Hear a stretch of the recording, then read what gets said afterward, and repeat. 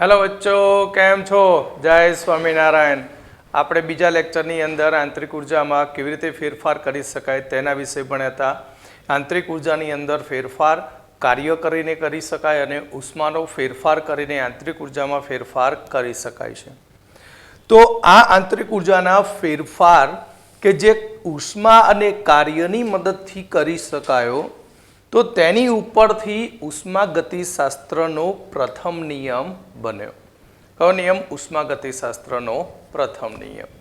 તો પ્રથમ નિયમ કેવી રીતે બને તે આપણે જોઈએ કે કાર્ય અને ઉષ્મા બંનેની હેરફેર પરથી આપણે આંતરિક ઉર્જાનો ફેરફાર કરી શકીએ છીએ। એક તો કહ્યું હતું કે પ્રણાલી ઉપર કાર્ય કરીને અથવા પ્રણાલી દ્વારા કાર્ય કરીને, જેમાં આપણે યાંત્રિક કાર્ય જોયું હતું અને વિદ્યુત કાર્ય જોયું હતું। બીજું છે ઉષ્મા, પર્યાવરણમાંથી પ્રણાલીમાં ઉષ્મા ઉમેરીને અથવા તો પ્રણાલીમાંથી પર્યાવરણમાં ઉષ્મા ગુમાવીને આપણે આંતરિક ઉર્જાનો ફેરફાર કરી શકીએ છીએ। માટે આંતરિક ઉર્જાનો કુલ ફેરફાર ડેલ્ટા યુ બરાબર ક્યુ પ્લસ ડબલ્યુ થાય છે। ડેલ્ટા યુ બરાબર ક્યુ પ્લસ ડબલ્યુ થતું હોય છે। અને આગળ શીખી ગયા આંતરિક ઉર્જા એ અવસ્થા વિધેય છે, માટે આંતરિક ઉર્જાનો ફેરફાર તે માત્ર પ્રારંભિક અને અંતિમ અવસ્થા પર આધાર રાખે છે। આંતરિક ઉર્જાનો ફેરફાર તે પ્રારંભિક અને અંતિમ અવસ્થા પર આધાર રાખે છે। હવે જો આપણે આંતરિક ઉર્જાના ફેરફારની વાત કરતા હોય કે પ્રક્રમ દરમિયાન પ્રણાલી ઉષ્મા ગુમાવતી નથી કે મેળવતી નથી, કે પ્રણાલી પર કે પ્રણાલી દ્વારા કોઈ કાર્ય થતું નથી, એટલે ઉષ્માનો ફેરફાર 0 છે, કાર્ય 0 છે, તો આંતરિક ઉર્જાનો ફેરફાર પણ શું થઈ જાય? 0 થતો હોય છે।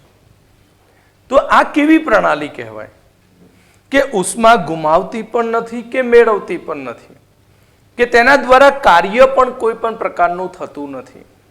તો આવી નિરાળી પ્રણાલી માટે આંતરિક ઉર્જાનો ફેરફાર 0 હોય છે। કે જો ઉર્જાની હેરફેર ઉષ્મા દ્વારા અથવા તો કાર્ય વગર કરવામાં આવ્યો ન હોય તો ઉષ્માનો ફેરફાર એટલે ઉર્જાની હેરફેર અથવા ઉર્જાનો ફેરફાર ઉષ્મા દ્વારા કે કાર્ય વગર કરવામાં ન હોય તો Q બરાબર 0 થાય, W બરાબર 0 થાય, માટે ડેલ્ટા U બરાબર 0 થાય। આનો મતલબ શું થયો કે આ પ્રણાલી એ નિરાળી પ્રણાલી બની ગઈ અને આ નિરાળી પ્રણાલી ઉપરથી ઉષ્માગતિશાસ્ત્રનો પ્રથમ નિયમ લખી શકાય કે નિરાળી પ્રણાલીની અંદર તો ઉષ્માનો ક્યાંય વિનિમય થતો નથી, એટલે ત્યાં ઉર્જા કેવી રહેતી હોય? અચળ રહેતી હોય। તો નિરાળી પ્રણાલીની ઉર્જા એ અચળ રહે છે। આને ઉષ્માગતિશાસ્ત્રનો ટૂંકમાં પ્રથમ નિયમ કહે છે। પણ આને વાસ્તવમાં આપણે કહેવું હોય તો ઉષ્માગતિશાસ્ત્રના પ્રથમ નિયમને આ રીતે પણ કહી શકીએ કે વિશ્વમાં રહેલી ઉર્જાનો કુલ જથ્થો અચળ રહે છે। બીજી રીતે પણ લખી શકાય, જૂની બુક્સમાં આપેલું એ વર્ષોથી આવેલો નિયમ છે ઉષ્માગતિશાસ્ત્રનો પ્રથમ નિયમ આ રીતે હતો કે વિશ્વમાં રહેલી કુલ ઉર્જાનો જથ્થો નિયત હોય। નિયત એટલે અચળ રહે છે। ઉર્જાનું સર્જન કે વિનાશ શક્ય નથી, પરંતુ તે ઉર્જા એક સ્વરૂપમાંથી બીજા સ્વરૂપમાં ટ્રાન્સફર થતી હોય છે। એક સ્વરૂપમાંથી શું થાય? બીજા સ્વરૂપમાં ટ્રાન્સફર થતી હોય છે। જેમ કે કોઈ સ્થિર વસ્તુ એ હવે એ સ્થિર વસ્તુને ખસેડવા માટે તમે તાકાત એની ઉપર લગાવો છો તો તમારી તાકાત એ સ્થિર વસ્તુમાં ગઈ અને એ સ્થિર વસ્તુ આગળ ખસી, એટલે ઉર્જાનું શું થાય? એક સ્વરૂપમાંથી બીજા સ્વરૂપમાં રૂપાંતર થતું હોય છે। તો ઉષ્માગતિશાસ્ત્રના પ્રથમ નિયમને આપણે બે રીતે લખી શકીએ। એક છે નિરાળી પ્રણાલીની ઉર્જા અચળ રહે છે અથવા તો વિશ્વમાં રહેલી ઉર્જાનો કુલ જથ્થો નિયત હોય છે, અને બીજું વિધાન ઉર્જાનું સર્જન કે વિનાશ શક્ય નથી, પરંતુ ઉર્જાનું એક સ્વરૂપમાંથી બીજા સ્વરૂપમાં રૂપાંતર થાય છે। તો આપણે અહીંયા કાર્ય વિશેની વાત કરી તો કોઈ પણ સિસ્ટમ જ્યારે કાર્યરત હોય, પ્રક્રમમાં હોય, પ્રોસેસમાં હોય, ત્યારે એ પ્રોસેસ દરમિયાન પ્રણાલી દ્વારા કે પ્રણાલી પર કેટલું કાર્ય થશે, તે કાર્યની ગણતરી કેવી રીતે કરવી, તેના વિશે હવે આપણે જોઈશું. તો આપણે જોઈશું કાર્યની ગણતરી. કાર્યની ગણતરી પહેલા આપણે જોવું પડે કે કાર્ય એટલે શું. કાર્ય એટલે દબાણ ગુણ્યા કદ. દબાણ કદ પરથી આપણે કાર્ય નક્કી કરી શકીએ. પણ આ સૂત્ર નથી, સમજવા માટે કે અહીંયા કાર્યને સમજવા માટે આપણે દબાણ અને કદની મદદથી તેને સમજી શકીએ, અથવા ઇન્ટુ રાખશો તો પણ વાંધો નહીં. ચલો, દબાણ અને કદથી આપણે કાર્ય સમજી શકીએ છીએ. તો આપણે કાર્યની ગણતરી કરવા માટે એક નળાકાર લઈશું. તેની અંદર આપણે 1 મોલ આદર્શ વાયુ ભરીશું અને તેમાં ઘર્ષણ રહિત પિસ્ટન મૂકીશું. તેમાં ઘર્ષણ રહિત શું મૂકીશું? પિસ્ટન મૂકીશું. તો આપણે એક નળાકારની અંદર 1 મોલ આદર્શ વાયુને ઘર્ષણ રહિત પિસ્ટન વડે ફિટ કરીશું.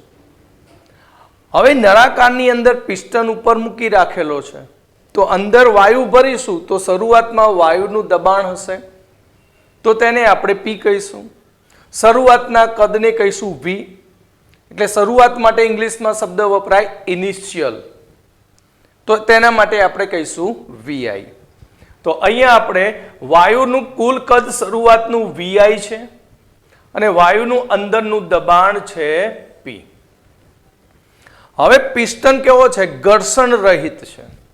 એટલે નળાકારની અંદર આપણે આમ મૂકી દઈશું પિસ્ટન, તો પિસ્ટનના લીધે નળાકારમાં રહેલા વાયુ ઉપર શું લાગશે? દબાણ લાગશે. તો વાયુ ઉપર જે બહારથી દબાણ લાગ્યું પિસ્ટન વડે, તેને આપણે કહીશું એક્સટર્નલ પ્રેશર. અને એ દબાણ એ વાયુના શરૂઆતના દબાણ કરતાં વધુ હોય તો જ વાયુનું સંકોચન થવાનું ને ભાઈ, ને તો વાયુનું સંકોચન થવાનું નથી. તો આપણે આકૃતિની અંદર જોઈએ કે શરૂઆતમાં આપણે એક નળાકાર લીધો છે. એ નળાકારની અંદર 1 મોલ આપણે આઈડિયલ વાયુ એટલે કે આદર્શ વાયુ ભર્યો છે. કયો વાયુ ભર્યો છે? આદર્શ વાયુ ભરેલો છે. તેનું દબાણ છે શરૂઆતનું પીઆઈ છે. તેનું શરૂઆતનું કુલ કદ વીઆઈ છે અને તેની ઉપર મૂક્યો છે પિસ્ટન. અને એ પિસ્ટનનું બાહ્ય દબાણ એ પીઈએક્સ છે, એક્સટર્નલ પ્રેશર. હવે એ પ્રેશર લાગવાને કારણે પિસ્ટન એ ઘર્ષણ રહિત છે, માટે તે નીચે ઉતરશે. અને ક્યાં સુધી નીચે ઉતરે પિસ્ટન? ગયા લેક્ચરમાં શીખવાડતું યાદ છે ને? રેતીનો એક એક કણ આપણે પિસ્ટન ઉપર નાખ્યો હતો અને પછી પિસ્ટન ધીમે ધીમે નીચે ઉતર્યો હતો. અને દરેક સૂક્ષ્મ તબક્કે પ્રતિવર્તી પ્રક્રમમાં આપણે ભણ્યા હતા, બરાબર? અહીંયા પિસ્ટન મૂકે અને પિસ્ટન સટાક દઈને નીચે આવશે, અને નીચે આવશે ત્યારે અંદર વાયુનું સંકોચન થવાને કારણે વાયુ અંદરથી પાછું શું લગાવશે? પ્રેશર લગાવશે. અને પછી તેની વચ્ચે શું થશે? સંતુલન સ્થપાશે. અને સંતુલન સ્થપાશે ત્યારે અહીંયા આપણને કદ વાયુનું જે વીઆઈ હતું એ વીઆઈ અહીંયા શરૂઆતમાં કેટલું છે? વીઆઈ. આ વીઆઈ છે અને તે કદ હવે કેટલું થશે? વીએફ જેટલું થશે. શરૂઆતમાં પિસ્ટન આ લેન્થ ઉપર હતો, તો પિસ્ટનને કેટલું અંતર ખસ્યો? તો પિસ્ટન એલ જેટલું અંતર ખસે છે. કેટલું? એલ જેટલું અંતર ખસે છે, બરાબર? એટલે આ રીતે એલ. અને આ પિસ્ટનનો જે આડછેદ છે એ પિસ્ટનના આડછેદનું ક્ષેત્રફળ છે એ. પિસ્ટનના આડછેદનું ક્ષેત્રફળ શું છે? એ છે. તો આની ઉપરથી આપણે વાયુના કદનો ફેરફાર શોધી શકીએ. આપણને અહીંયાથી ક્ષેત્રફળ મળી જશે, અહીંયાથી આપણને કદનો ફેરફાર મળશે. અને એ કદનો ફેરફાર કેટલો હશે? તો પિસ્ટનના આડછેદનું ક્ષેત્રફળ અને પિસ્ટને કાપેલું અંતર એલના ગુણાકાર જેટલો થશે. એટલે આલેખની અંદર આપણે અહીંયા દબાણ પી વિરુદ્ધ કદનો આલેખ દોરીએ છીએ. જેની અંદર શરૂઆતમાં વાયુનું કદ વીઆઈ હતું. હવે તેના પર પિસ્ટન લાગવાને કારણે વાયુનું શું થયું? સંકોચન થયું, અને એ સંકોચનથી તેનું કદ વીએફ જેટલું થયું. અને એ વીએફ જેટલું થયું અને દબાણ તો અહીંયા પી એક સમય કેવું થઈ જવાનું? કોન્સ્ટન્ટ થઈ જશે. પછી તો સિલિન્ડર તેના ત્યાં જે પિસ્ટન છે એ તો સ્થિર થઈ જવાનું, કારણ કે અંદરથી પ્રેશર લાગશે. અને અહીંયાથી આપણને મળશે એનું ક્ષેત્રફળ મળશે. શું મળે? ક્ષેત્રફળ. અને તેની ઉપરથી પિસ્ટન વડે પ્રણાલી પર થતું કાર્ય મળશે PEX × ડેલ્ટા V. તો અહીંયા કાર્ય એટલે દબાણ ગુણ્યા કદ. તો કાર્ય ગણતરી કરવા માટે આપણે એક નળાકારમાં 1 મોલ આદર્શ વાયુને ઘર્ષણ રહિત પિસ્ટન વડે ફિટ કરેલો છે, અને વાયુનું શરૂઆતનું કદ VI છે, અંદરના વાયુનું દબાણ PI છે, તથા પિસ્ટન વડે વાયુ પર લાગતું દબાણ PEX છે. અને પિસ્ટન વડે લાગતું દબાણ PEX એ અંદરના દબાણ કરતાં વધુ છે. પિસ્ટન સરકે છે, તો પિસ્ટન અંદરના ભાગમાં ક્યાં સુધી સરકશે? તો પિસ્ટન અંદરના ભાગમાં ત્યાં સુધી સરકશે કે અંદરનું દબાણ અને બાહ્ય દબાણ PX જેટલું ન થાય ત્યાં સુધી. પિસ્ટન નીચે ઉતરતો જ જશે, ફટાક દઈને ઉતરતો જશે, પણ એ ક્યાં સુધી અંદર ખસશે કે જ્યારે અંદરથી આ વાયુનું સંકોચન થવાને કારણે વાયુના દબાણમાં વધારો થશે, અને એ દબાણના વધારાને અને બાહ્ય લગાવેલા દબાણ બંને કેવા થાય? સરખા થાય. પછી પિસ્ટન અંદર દાખલ થતો અટકી જાય. એટલે આખી આ પ્રોસેસ જે છે એ એક જ તબક્કામાં થશે, અને વાયુનું સંકોચન થવાથી તેનું અંતિમ કદ આપણને VF મળશે. તો આ સંકોચન દરમિયાન આપણે કહ્યું કે ધારો કે પિસ્ટનને ખસેલું અંતર કેટલું છે? L છે, અને પિસ્ટનના આડછેદનું ક્ષેત્રફળ A છે, જે આપણે આકૃતિમાં જોયું. તો કદનો ફેરફાર કેટલો? તો કદનો ફેરફાર એટલે L × A, અને L × A એટલે કે ડેલ્ટા V, અને ડેલ્ટા V બરાબર VF - VI. VF - VI. કયું કદ મોટું છે? VI. VF કદ ઘટી ગયું. બરાબર. તો હવે આપણે દબાણ બરાબર શું? દબાણ એટલે બળ ભાગ્યા ક્ષેત્રફળ. દબાણ એટલે બળ ભાગ્યા ક્ષેત્રફળ. માટે બળ બરાબર શું લખી શકાય?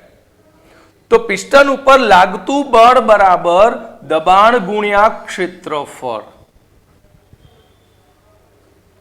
પિસ્ટન પર લાગતું બળ કેટલું? તો આ સૂત્ર પરથી દબાણ ગુણ્યા ક્ષેત્રફળ. તો પિસ્ટનનું બાહ્ય દબાણ કેટલું હતું? PEX હતું. બરાબર. આ પિસ્ટન હતું, અને પિસ્ટન વડે લાગતું દબાણ હતું PEX હતું, અને અંદરથી વાયુનું લાગતું દબાણ હતું PI હતું. બંને સરખા થયા ત્યારે સંતુલન સ્થિતિ મળી હતી, એ તો તમે જાણો છો. તો પિસ્ટન પર લાગતું બળ બરાબર દબાણ ગુણ્યા ક્ષેત્રફળ થશે. એટલે આપણને બળ મળી ગયું, કદનો ફેરફાર મળી ગયો, અને ક્ષેત્રફળ પણ મળ્યું. તો પિસ્ટન ખસવાથી પ્રણાલી પર થયેલું કાર્ય W હોય તો પિસ્ટને વર્ક કર્યું, પ્રણાલીનું સંકોચન થયું, તો પિસ્ટન વડે પ્રણાલીનું સંકોચન થયું એટલે પ્રણાલી પર કાર્ય થયું. યાદ છે ને, ગયા લેક્ચરમાં શીખવાડ્યું હતું, પ્રણાલી પર કાર્ય થાય તો W+ હોય. તો પ્રણાલી પર કાર્ય થયું, તો કાર્ય કેટલું થયું? કાર્ય થયું બળ ગુણ્યા અંતર જેટલું. કાર્ય કેટલું થયું? તો W બરાબર બળ ગુણ્યા અંતર. તો બળ કેટલું હતું આપણા જોડે? બળ હતું દબાણ ગુણ્યા ક્ષેત્રફળ જેટલું, એટલે PEX × P external pressure A × L, અને A × L ને આપણે કહ્યું તો ડેલ્ટા V. શું કહ્યું હતું? Delta V. માટે PEX બરાબર માઇનસ ડેલ્ટા વી લખ્યું. કેમ માઇનસ લખ્યું? કારણ કે VI ગ્રેટર દેન VF છે. VI greater than VF. તો VI મોટો હોય તો તફાવત કેવો આવશે? માઇનસ આવશે. માટે કાર્ય W બરાબર minus PEX into delta V. અને ડેલ્ટા વી એટલે VF minus VI. VF minus VI. સમજણ પડી? હવે પ્રશ્ન એ થયો તમને કે સર અહીંયા તો શબ્દ વાપર્યો તો પ્રણાલી પર કાર્ય. પ્રણાલી પર કાર્ય છે તો પ્લસ થવું જોઈએ. હા, થવું જોઈએ. પણ અહીંયા કેમ માઇનસ લખ્યું છે અને કેમ પ્લસ થઈ જશે તે આપણે IUPAC પ્રણાલીમાં ભણી ગયા છે કે IUPAC પ્રણાલિકા પ્રમાણે જ્યારે સંકોચન થાય ત્યારે પ્રણાલી પર કાર્ય થયેલું હોય છે. સંકોચન થાય ત્યારે પ્રણાલી પર કાર્ય થયું હોય છે. આપણે કહ્યું કે આ પિસ્ટન છે. આ શું છે? પિસ્ટન. પિસ્ટન ઉપર બહારથી લાગતું દબાણ PEX છે અને સંતુલન થાય ત્યારે PEI થાય. જો પિસ્ટન પ્રણાલીનું સંકોચન કરે છે એટલે પ્રણાલી પર કાર્ય થયું. પણ વાયુનું જેમ જેમ સંકોચન થશે પછી તે વાયુ શું કરવા પામશે? વિસ્તરણ પામવાની શરૂઆત કરે. એટલે અંદરથી પ્રેશર વધારી દે. એટલે નીચેથી પ્રેશર વધ્યું નળાકારમાં. કોનું પ્રેશર વધ્યું? વાયુનું. વાયુનું પ્રેશર વધવાને કારણે તે વિસ્તરણ પામે. એટલે અહીંયા સંતુલન સ્થિતિએ બાહ્ય દબાણ PEX બરાબર PEI, પણ આ મૂલ્ય કેવું થશે? નેગેટિવ લેવું પડશે. કેમ નેગેટિવ લેવું પડશે? કારણ કે વાયુ દ્વારા કાર્ય થાય છે. કેવું કાર્ય થાય? વાયુ દ્વારા કાર્ય થાય. તો આપણા જોડે VF માઇનસ VI નું મૂલ્ય ઋણ હતું. VF માઇનસ VI નું મૂલ્ય ઋણ હતું. પણ જો હું PEX ની જગ્યાએ માઇનસ PI મૂકી દઉં તો ઋણ ગુણ્યા ઋણ કેવું થઈ જાય? ધન કાર્ય થઈ જાય. એટલે પ્રણાલી પર કાર્ય થઈ ગયું કહેવાય. સમજણ પડી? તો અહીં VF માઇનસ VI તો ઋણ થશે, પણ અહીંયા સમજાવ્યું તે પ્રમાણે PX અને અંદરથી PI બંનેના મૂલ્યો કેવા છે? સરખા, પણ ચિહ્ન કેવો છે? વિરુદ્ધ છે. કારણ કે અંદરથી વાયુ દ્વારા પિસ્ટન ઉપર કાર્ય થાય. અંદરથી ઉપર પ્રેશર કરે એટલે વાયુ વડે પિસ્ટન ઉપર કાર્ય થાય એટલે ત્યાં ઋણ નિશાની થઈ. એટલે PI માઇનસ બનાવ્યો તો આ W કદનો તફાવત માઇનસ, આ માઇનસ, બંને માઇનસ માઇનસ ગુણાકાર થાય તો શું થઈ જાય? ધન થઈ જશે. અને ધન થઈ ગયું એટલે આપણે કહીએ કે પ્રણાલી પર કાર્ય થયું તેમ કહેવાય છે. ઓકે, તો અહીંયા કે જો સંકોચન હવે કહે છે કે જો સંકોચનના દરેક તબક્કે દબાણ અચળ ન હોય, સંકોચનના દરેક તબક્કે દબાણ અચળ ન હોય પણ નિશ્ચિત તબક્કે તેનું દબાણનું મૂલ્ય બદલાતું રહેતું હોય.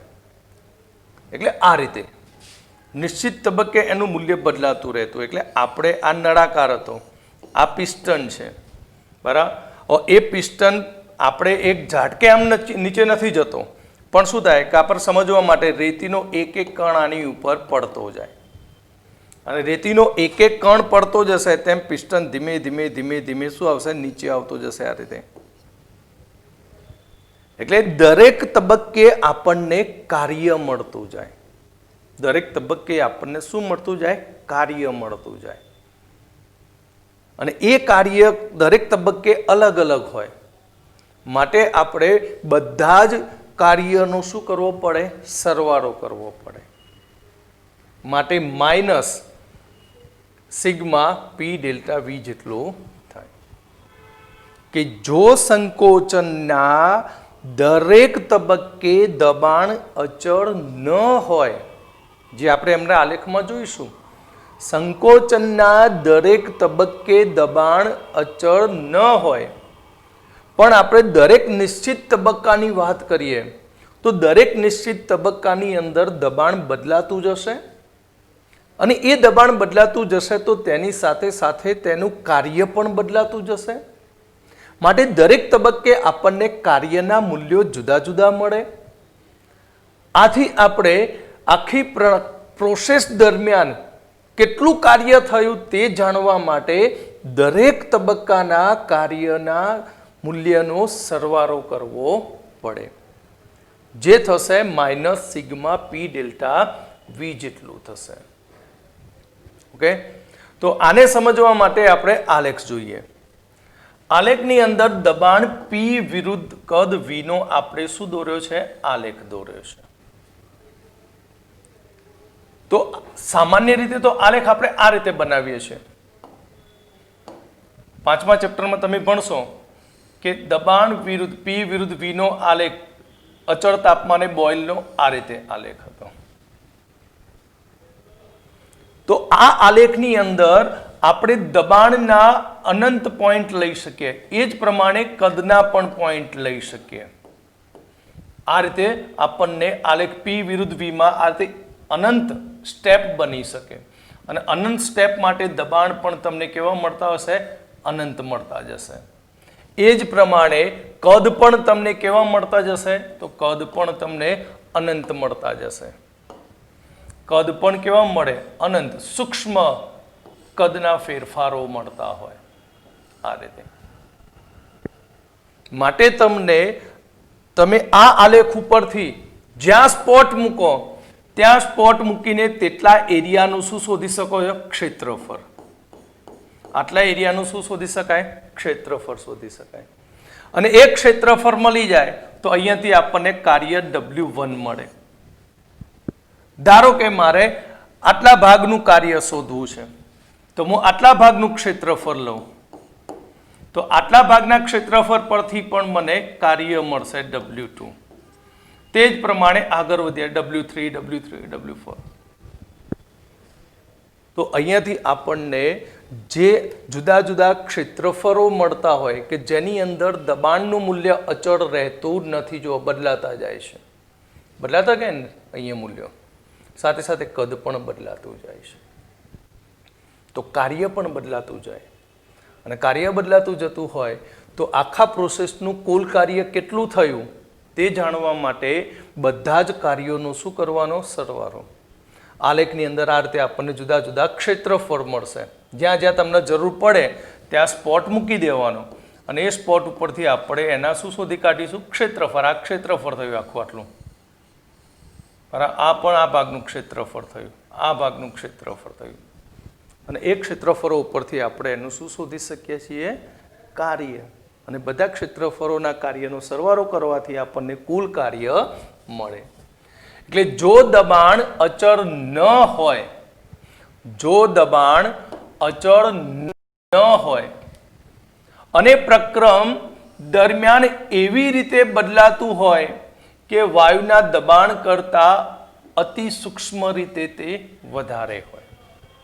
વાયુના દબાણ કરતા તે અતિ સૂક્ષ્મ રીતે કેવું હોય? વધારે હોય. એટલે આ પાછો શબ્દ કેવી રીતે? તો જો સમજવા માટે આપણે ફરીથી અહીંયા ધ્યાન રાખજો કે અહીંયા મેં આ નળાકાર લીધો છે. નળાકાર ઉપર આ પિસ્ટન છે, બરાબર? તો પિસ્ટનને મારે નીચે લાવવો છે, તો પિસ્ટનને સમજવા માટે, નીચે લાવવા માટે અહીંયા શરૂઆતનો પિસ્ટન અહીંયા છે, તો એનો મતલબ કે અંદરનું દબાણ અને પિસ્ટનનું દબાણ કેવું છે? સરખું છે.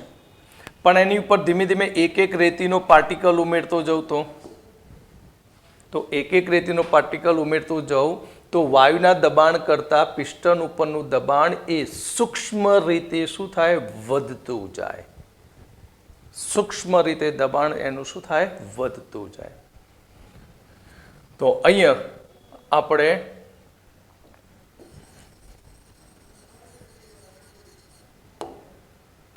તો જો દબાણ અચળ ન હોય અને પ્રક્રમ એવી રીતે બદલાતો હોય કે વાયુના દબાણ કરતાં જે બાહ્ય દબાણ છે એ બાહ્ય દબાણ સૂક્ષ્મ રીતે શું હોય? વધતું હોય. આથી કદ પણ સૂક્ષ્મ રીતે શું થાય? ઘટતું જાય. કારણ કે પિસ્ટન ઉપર એક એક રેતીનો કણ નાખીએ છીએ એટલે ધીમે ધીમે ધીમે ધીમે પિસ્ટન નીચે ઉતરતો જાય છે. માટે કદ પણ કેવું થશે? અનંત સૂક્ષ્મ રીતે ડીવી જેટલું શું થશે? ઘટતું જાય. આથી કાર્ય કેટલું થાય? તો કદ એ ઇન્ફિનિટિવ જેટલું છે, અનંત કદ છે. એટલે આપણું જે શરૂઆતનું કદ હતું આ વીઆઈ અને અંતિમ કદ હતું વીએફ. તો વીઆઈ થી વીએફ ના વચ્ચે અનંત જેટલા એના કદના શું મળે? ફેરફાર મળતા હોય છે.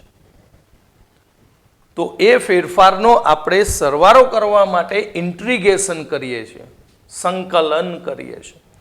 તો W બરાબર માઇનસ ઇન્ટિગ્રેશન વીઆઈ થી વીએફ બાઉન્ડ્રી અને પીએક્સ ઇન્ટુ ડીવી થશે.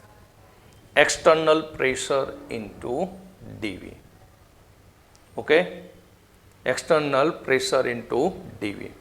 પણ આ એક્સટર્નલ પ્રેશર કેટલું હોય? બાહ્ય દબાણ કેટલું હોય? તો અહીંયા શું કીધું? એ વાયુના દબાણ કરતા અનંત સૂક્ષ્મ રીતે તે વધારે હોય છે. એટલે આપણે પી એક્સટર્નલ ને બદલે દરેક તબક્કે એનું દબાણ કેટલું લઈ શકાય? તો પીઆઈ પ્લસ ડીપી લખી શકાય. ડીપી મતલબ સૂક્ષ્મ દબાણનો વધારો, જે વાયુના દબાણ કરતા કેવું છે? વધારે છે. ત્યારે આપણને એક્સટર્નલ પ્રેશર મળે. સમજણ પડી? પીઈએક્સ એટલે શું? પીઈએક્સ એટલે કે વાયુના અંદરના દબાણ કરતા તેનું દબાણ સૂક્ષ્મ રીતે શું થતું હોય? વધતું જતું હોય. કારણ કે રેતીનું એક એક કણ ઉમેરતા જઈએ છીએ તો પીઆઈ પ્લસ ડીપી થાય.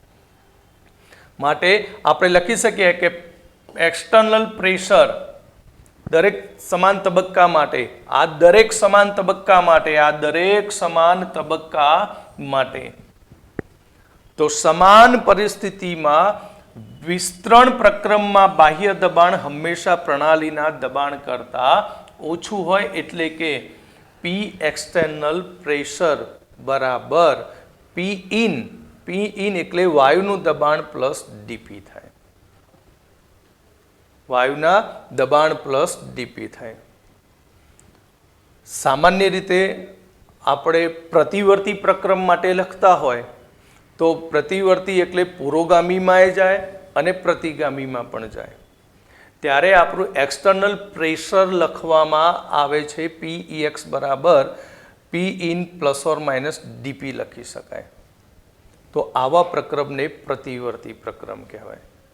અને મેં પ્રતિવર્તી પ્રક્રમ ગયા લેક્ચરમાં પણ સમજાવ્યો તો મસ્ત ઉદાહરણ આપીને ધીમે ધીમે રેતીના કણ નાખીને. કારણ કે ત્યાં દરેક તબક્કે પ્રણાલી અને પર્યાવરણ વચ્ચે સંતુલન હોય. માટે આપણે પ્રતિવર્તી પ્રક્રમ માટે જો આપણે દબાણ પી વિરુદ્ધ કદનો આલેખ દોરવામાં આવે તો તે આલેખ આપણે આગળ જોઈએ કેવો આવશે તે. તો પ્રક્રમ અથવા તો ફેરફાર થાય ત્યારે જ પ્રતિવર્તી કહી શકાય. તો અહીંયા પ્રક્રમ ગમે તે ક્ષણે હોય પણ એ સૂક્ષ્મ રીતે પ્રતિગામી કરી શકતો હોવો જોઈએ. સૂક્ષ્મ તબક્કે પ્રતિગામી એટલે આ જે છે ઉપરથી આવ્યું એ પુરોગામી થયું. કયું થયું? પુરોગામી. પણ અંદરથી વાયુનું દબાણ લાગ્યું તે દબાણ કયું લાગ્યું? પ્રતિગામી દબાણ લાગ્યું. કયું દબાણ લાગ્યું? પ્રતિગામી.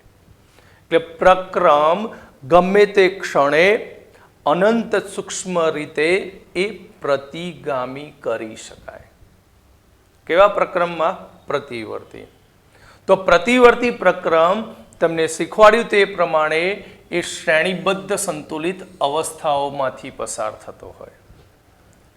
એટલે પ્રતિવર્તી પ્રક્રમ એ ઘણી ધીમી પ્રોસેસ છે અને ઘણી ધીમી પ્રોસેસ હોવાને કારણે એ ઘણા બધા શ્રેણીબદ્ધ એ પણ સંતુલિત અવસ્થાઓમાંથી આગળ વધતો હોય, જેથી પ્રણાલી અને પર્યાવરણ હંમેશા એકબીજા સાથે સંતુલન સ્થિતિમાં જ રહેતા હોય છે. તો પ્રતિવર્તી પ્રક્રમ માટે આલેખ દોર્યા તો P વિરુદ્ધ V નો આલેખ આ રીતે આપણને મળે. કારણ કે પ્રેશર વધતું હોય તો કદમાં શું થતો હોય? ઘટાડો. એટલે વ્યસ્ત સંબંધ છે ત્યાં. કયો સંબંધ છે? વ્યસ્ત. અપ્રતિવર્તી પ્રક્રમ માટે આવો આલેખ મળતો નથી. કેમ પ્રતિવર્તી માટે આવો જ આલેખ મળ્યો? કારણ કે તમને અહીંયા એરિયા મળે છે. શું મળે? એ એરિયા. અને પ્રતિવર્તી પ્રક્રમની અંદર તમે આ આલેખ ઉપર તમે અનંત સ્ટેપ બનાવી શકો છો. સૂક્ષ્મ તબક્કા આ રીતે બનાવીને તમે જુદા જુદા એરિયા મેળવી શકો છો.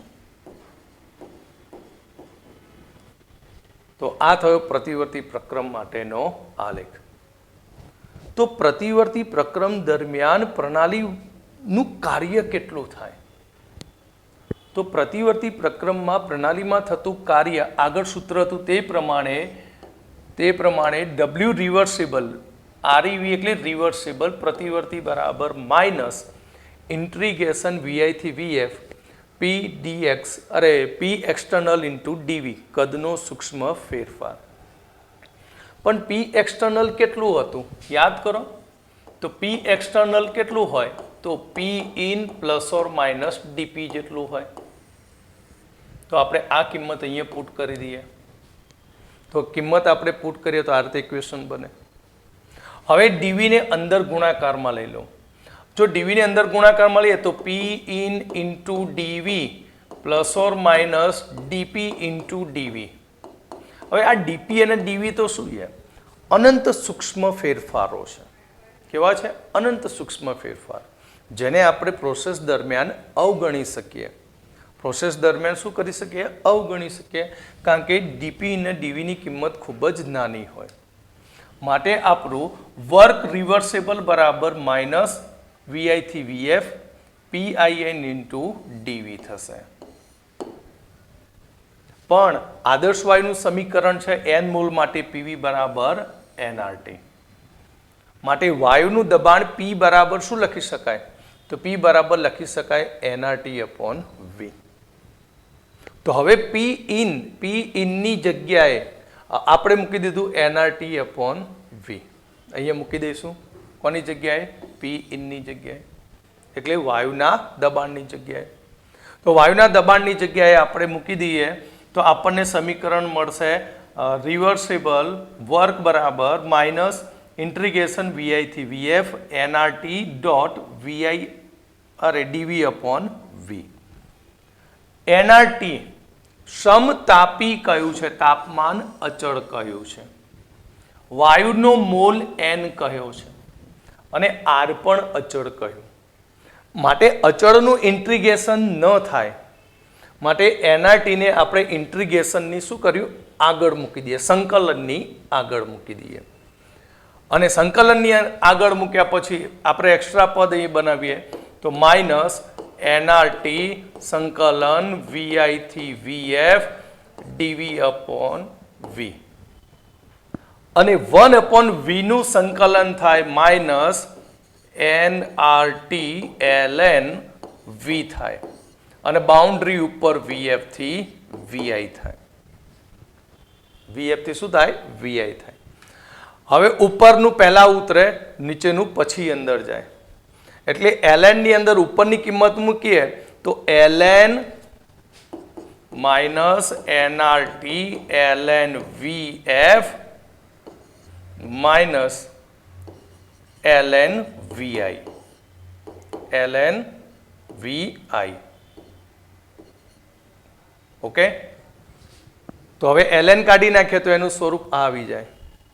ભાગાકારનું સ્વરૂપ આ સાદું રૂપ છે, પણ એ સાદા રૂપને આપણે સીધું આ બધું કાઢી નાખીને ડાયરેક્ટ આ રીતે લખ્યું minus nRT ln VF upon VI. ln ને લોગમાં કન્વર્ટ કરવાનું. તો ln ને લોગમાં કન્વર્ટ કરવા માટે આ કિંમતને 2.303 વડે શું કરવાનું? ગુણી નાખો. તો minus 2.303 nRT log VF upon VI.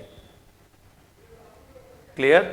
તો આ હતું અચળ તાપમાને એટલે કે સમતાપી પ્રક્રમ દરમિયાન પ્રણાલી દ્વારા થતું કાર્યનું સૂત્ર છે. પણ ધારો કે અચળ તાપમાને દબાણના ફેરફારને લીધે થતું કાર્ય પૂછે તો કોના લીધે? દબાણના ફેરફારને લીધે થતું કાર્ય. તો અચળ તાપમાને દબાણના ફેરફારને લીધે થતું કાર્ય હોય તો બોયલના નિયમ મુજબ, જે આપણે 5મા ચેપ્ટરમાં ભણીશું, પીઆઈ વીઆઈ બરાબર પીએફ વીએફ,